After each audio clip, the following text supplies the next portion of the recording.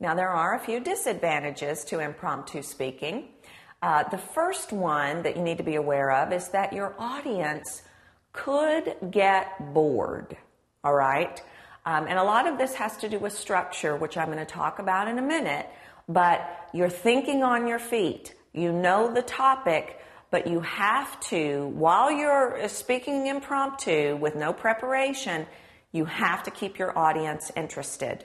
You can't you can't ramble on. You can't have random organizational patterns. You have to keep the audience with you. So that's something that you run the risk of is your audience not staying with you. Obviously, your goal, your aim is to appear effective as a public speaker, giving a well thought out speech. Well, you're at a disadvantage if you're giving an impromptu speech because you're not giving a well thought out speech.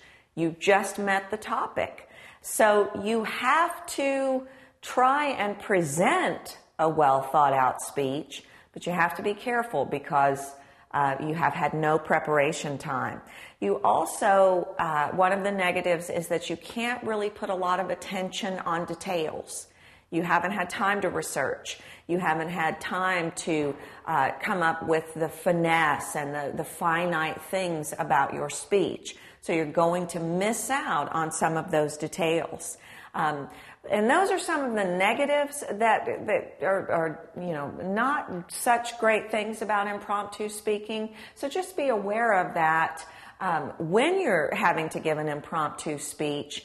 Know that those are some of the pitfalls so that you might avoid them.